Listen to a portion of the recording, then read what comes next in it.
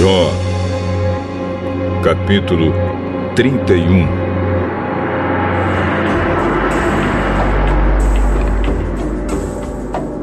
Eu jurei que os meus olhos nunca haveriam de cobiçar uma virgem. Se eu tivesse quebrado o juramento, que recompensa Deus me daria? E como é que lá dos céus o Todo-Poderoso me abençoaria? Pois Deus manda a infelicidade e a desgraça para aqueles que só fazem o mal. Deus sabe tudo o que eu faço. Ele vê cada passo que dou. Juro que não tenho sido falso e que nunca procurei enganar os outros. Que Deus me pese numa balança justa e Ele ficará convencido de que sou inocente. Se por acaso me desviei do caminho certo, se o meu coração foi levado pela cobiça dos olhos, se pequei, ficando com qualquer coisa que pertence a outra pessoa, então que outros comam o que eu semeei, ou que as minhas plantações sejam destruídas. Se o meu coração alguma vez foi seduzido pela mulher do meu vizinho, e se fiquei escondido, espiando a porta da casa dela, então que a minha mulher se torne escrava de outro e que outros durmam com ela. Se eu tivesse cometido esse crime horrível, o tribunal deveria me condenar. Esse pecado seria como um incêndio terrível, infernal, que destruiria tudo o que tenho. Quando um empregado ou empregada reclamava contra mim, eu resolvi o assunto com justiça. Se eu não tivesse agido assim, que faria quando Deus me julgasse? Que responderia quando Ele pedisse conta dos meus atos? Pois o mesmo Deus que me criou, criou também os meus empregados. Ele deu a vida tanto a mim como a eles. Nunca deixei de ajudar os pobres, nem permiti que as viúvas chorassem de desespero. Nunca tomei sozinho as minhas refeições, mas sempre reparti a minha comida com os órfãos. Eu os tratava como se fosse pai deles e sempre protegia as viúvas. Quando via alguém morrendo de frio por falta de roupa, ou notava algum pobre que não tinha com que se cobrir, eu lhe dava roupas quentes, feitas com a lã das minhas próprias ovelhas, e ele me agradecia do fundo do coração. Se alguma vez fui violento com o órfão, sabendo que eu tinha o apoio dos juízes, então que os meus braços sejam quebrados, que sejam arrancados dos meus ombros. Eu nunca faria nenhuma dessas coisas, pois tenho pavor do castigo de Deus e não poderia enfrentar a sua presença gloriosa. Jamais confiei no ouro. Ele nunca foi a base da minha segurança. Nunca me orgulhei de ter muitas riquezas, nem de ganhar muito dinheiro. Tenho visto o sol brilhar e a lua caminhar em toda a sua beleza. Porém, nunca os adorei, nem em segredo, e não lhes atirei beijos com a mão. Se tivesse cometido esse terrível pecado, eu teria sido infiel a Deus que está lá em cima, e o tribunal deveria me condenar. Jamais me alegrei com o sofrimento dos meus inimigos, nem fiquei contente se lhes acontecia alguma desgraça. E nunca fiz uma oração pedindo a Deus que matasse algum deles. Os empregados que trabalham para mim sabem que os meus convidados comem à vontade, do bom e do melhor. Nunca deixei um estrangeiro dormir na rua.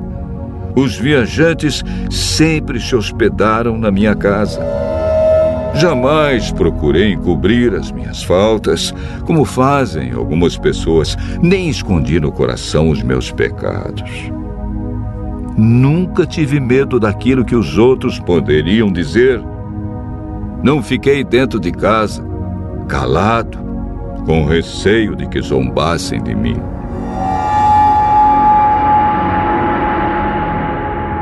Como gostaria que alguém me ouvisse.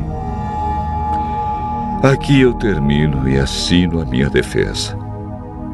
Que o Todo-Poderoso me responda. Que o meu adversário escreva a acusação. E com orgulho eu a carregarei no ombro e a porei na cabeça como se fosse uma coroa. Darei conta a Deus de todos os meus atos e na presença dele ficarei de cabeça erguida. As minhas terras nunca choraram, nem gritaram ao céu contra mim.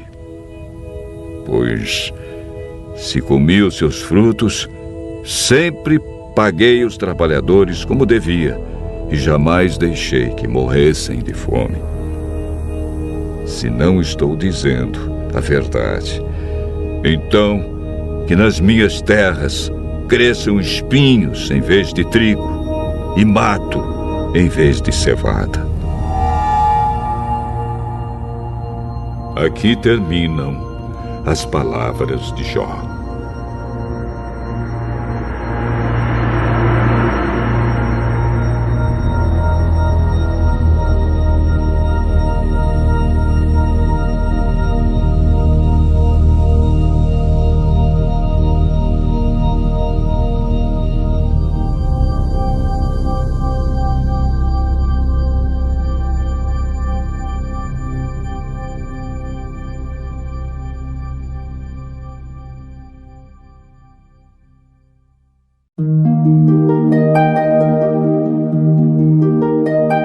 Jó, capítulo 32.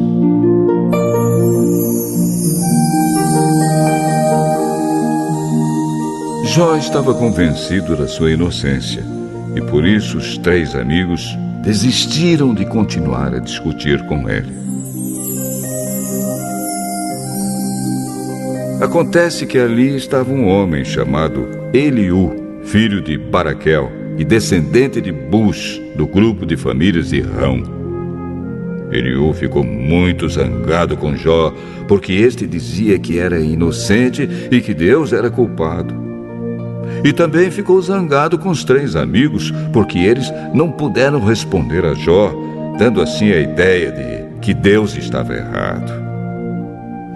Eliú esperou para falar no fim, pois os outros eram mais velhos do que ele. Quando viu que eles não souberam como responder a Jó, Eliú ficou zangado. Então Eliú, filho de Baraquel e descendente de Bus, disse: Eu sou moço e vocês são idosos. Foi por isso que eu não me atrevi a dar a minha opinião. Pensei assim, que fale a voz da experiência, que os muitos anos mostrem a sua sabedoria. Mas acontece que dentro das pessoas há um espírito, há um sopro do Todo-Poderoso que dá sabedoria. Nós não ficamos mais sábios com a idade.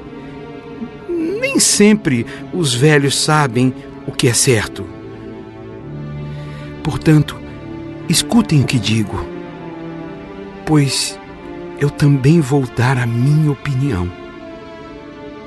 Esperei que vocês falassem e escutei as suas razões. Enquanto vocês escolhiam as melhores palavras, eu prestava toda atenção, mas nenhum de vocês convenceu Jó, nem deu resposta às suas palavras. Como é que vocês podem dizer que descobriram a sabedoria? É Deus e não o ser humano quem terá de dar resposta, Jó. Eu nunca teria respondido como vocês, mas Jó estava falando com vocês e não comigo. Jó, estes 3 estão derrotados e não têm mais palavras para continuar a discutir. Eles já pararam, não falam mais. Será que devo continuar esperando enquanto estão calados? Não. Eu darei a minha resposta agora e direi o que penso sobre o assunto. Tenho muito que falar e já não consigo mais ficar calado. Se eu não falar, sou capaz de estourar como um odre cheio de vinho novo. Não aguento mais. Preciso desabafar. Quero dar a minha opinião. Não vou tomar partido nesta discussão e não vou adular ninguém. Eu não costumo bajular. E se bajulasse, o Criador logo me castigaria.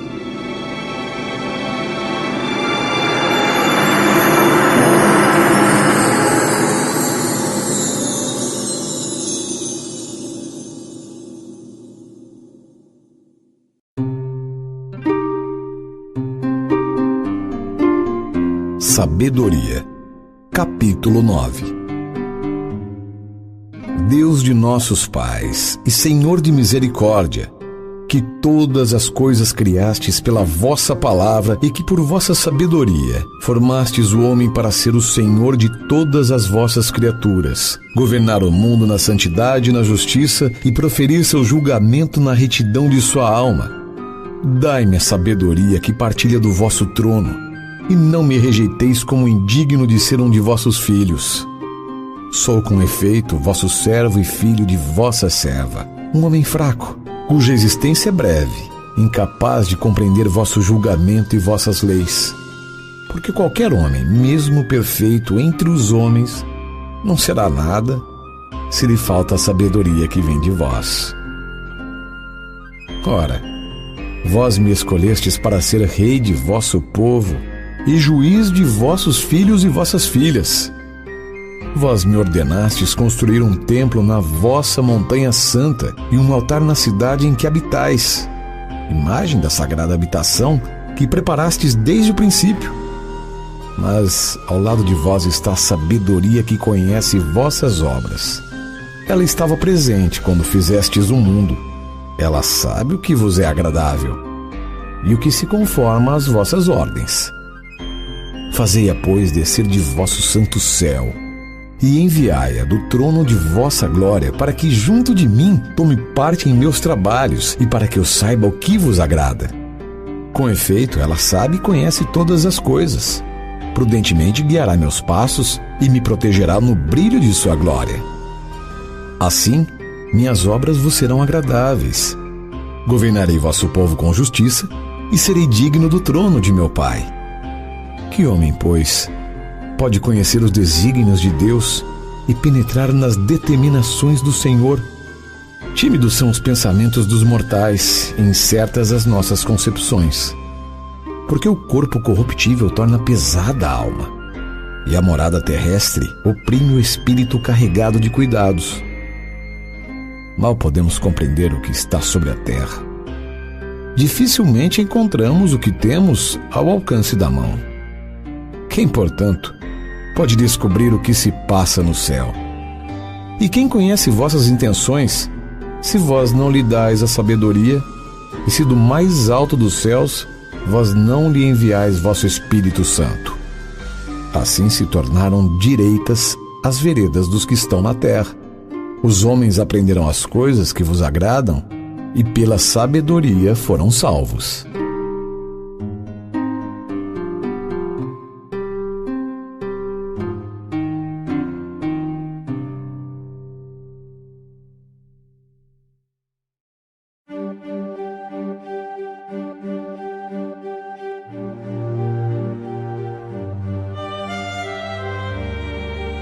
Lucas, capítulo 20. Certo dia, Jesus estava no pátio do templo ensinando o povo e anunciando o evangelho. Então chegaram ali alguns chefes dos sacerdotes e alguns mestres da lei, junto com alguns líderes do povo. Diga para nós, com que autoridade você faz essas coisas? Quem lhe deu essa autoridade? Eu também vou fazer uma pergunta a vocês. Quem deu autoridade a João para batizar? Foi Deus ou foram pessoas? Aí eles começaram a dizer uns aos outros: O que é que vamos dizer? Se dissermos que foi Deus, ele vai perguntar: então por que vocês não creram em João? Mas se dissermos que foram pessoas, esta multidão vai nos apedrejar, pois eles acham que João era profeta. Por isso, responderam: Nós não sabemos quem deu autoridade a João para batizar. Nós não sabemos. Pois então, eu também não digo com que autoridade faço essas coisas.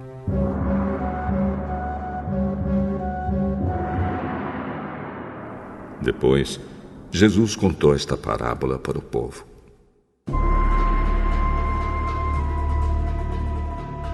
Certo homem fez uma plantação de uvas, arrendou-a para uns lavradores e depois foi viajar, ficando fora por muito tempo.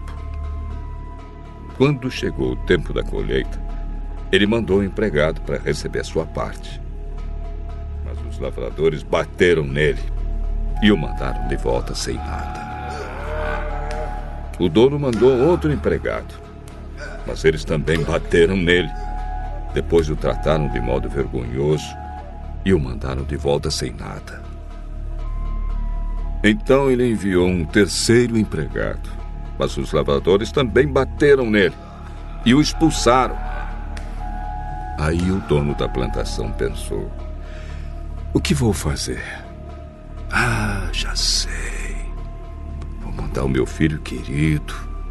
Tenho certeza de que vão respeitá-lo. Mas quando os lavradores viram o filho, disseram: este é o filho do dono.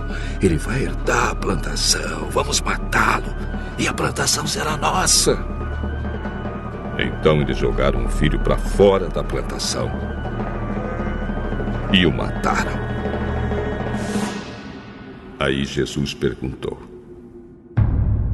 e agora, o que é que o dono da plantação vai fazer? Ele virá, matará aqueles homens e dará a plantação a outros lavradores. Então as pessoas que estavam ouvindo disseram: que Deus não permita que isso aconteça. Mas Jesus olhou bem para eles e disse: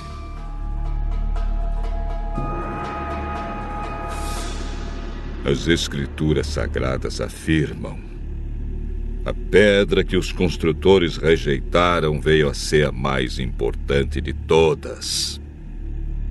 Quem cair em cima dessa pedra ficará em pedaços.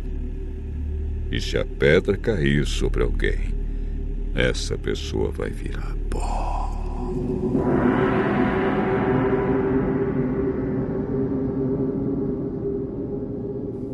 Os mestres da lei e os chefes dos sacerdotes sabiam que era contra eles que Jesus havia contado essa parábola e queriam prendê-lo ali mesmo, porém tinham medo do povo. Então começaram a vigiar Jesus. Pagaram alguns homens para fazerem perguntas a ele. Eles deviam fingir que eram sinceros e procurar conseguir alguma prova contra Jesus. Assim, os mestres da lei e os chefes dos sacerdotes teriam uma desculpa para prender Jesus e o entregar nas mãos do governador romano. Esses homens perguntaram: Mestre, sabemos que aquilo que o senhor diz e ensina é certo. Sabemos também que o Senhor não julga pela aparência e ensina a verdade sobre a maneira de viver que Deus exige. Diga, é ou não é contra a nossa lei pagar impostos ao imperador romano?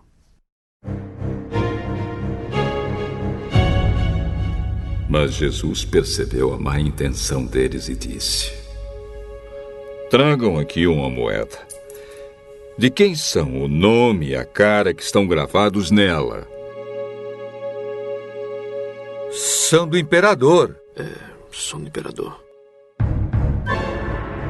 Deem ao imperador o que é do imperador, e deem a Deus o que é de Deus.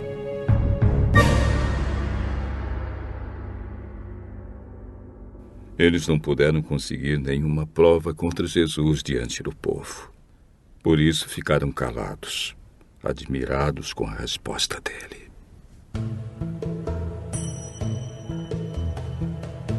Alguns saduceus, os quais afirmam que ninguém ressuscita, chegaram perto de Jesus e disseram: Mestre, Moisés escreveu para nós a seguinte lei: se um homem morrer e deixar a esposa sem filhos, o irmão dele deve casar com a viúva, para terem filhos, que serão considerados filhos do irmão que morreu. Acontece que havia 7 irmãos. O mais velho casou e morreu sem deixar filhos. Então o segundo casou com a viúva, e depois o terceiro. E assim a mesma coisa aconteceu com os 7 irmãos. Isto é, todos morreram sem deixar filhos. Depois, a mulher também morreu. Portanto, no dia da ressurreição, de qual dos 7 a mulher vai ser esposa? Pois todos eles casaram com ela. Nesta vida, os homens e as mulheres casam. Mas as pessoas que merecem alcançar a ressurreição e a vida futura não vão casar lá, pois serão como os anjos e não poderão morrer. Serão filhos de Deus porque ressuscitaram. E Moisés mostra claramente que os mortos serão ressuscitados.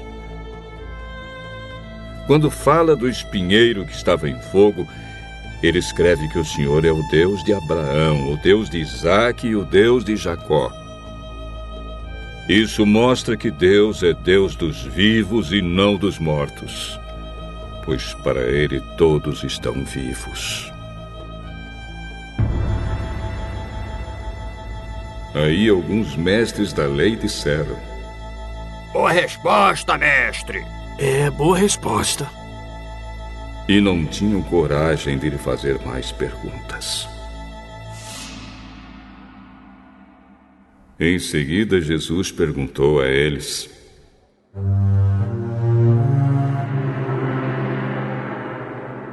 Como se pode dizer que o Messias é descendente de Davi? Pois o próprio Davi diz assim no livro de Salmos: O Senhor Deus disse ao meu Senhor: Sente-se do meu lado direito, até que eu ponha os seus inimigos como estrado debaixo dos seus pés. Se Davi chama o Messias de Senhor, como é que o Messias pode ser descendente de Davi? O povo todo estava escutando. E Jesus disse aos discípulos: Cuidado com os mestres da lei, que gostam de usar capas compridas e de ser cumprimentados com respeito nas praças. Eles escolhem os lugares de honra nas sinagogas e os melhores lugares nos banquetes.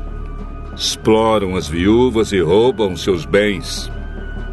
E para disfarçar, fazem orações compridas. Portanto, o castigo que eles vão sofrer será pior ainda.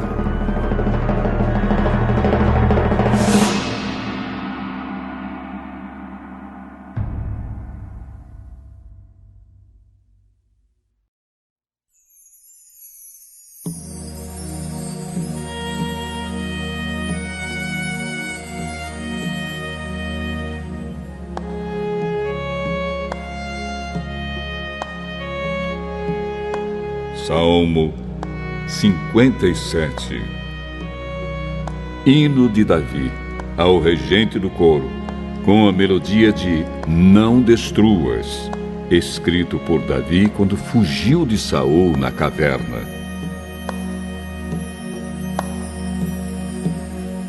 Tem misericórdia de mim, ó Deus. Tem misericórdia, pois em ti procuro segurança. Na sombra das tuas asas eu encontro proteção até que passe o perigo. Eu chamo o Deus Altíssimo. Eu chamo a Deus que me ajuda em tudo. Do céu, Ele me responderá e me salvará. Ele derrotará os que me atacam.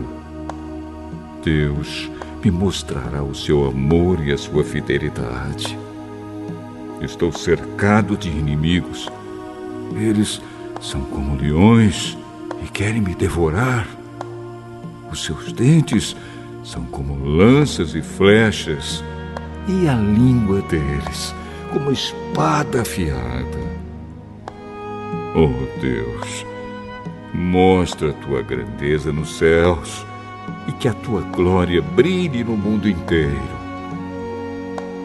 Os meus inimigos armaram uma armadilha para me pegar e eu fiquei muito aflito. Fizeram uma cova no meu caminho, mas eles mesmos caíram nela. O meu coração está firme, ó Deus, bem firme. Eu cantarei hinos em teu louvor. Acorde, meu coração, minha harpa e minha lira, acordem. Eu acordarei o sol. Senhor, eu te darei graças no meio das nações. Eu te louvarei entre os povos. O teu amor chega até os céus e a tua fidelidade até as nuvens. Oh Deus, mostra a tua grandeza nos céus e que a tua glória brilhe no mundo inteiro.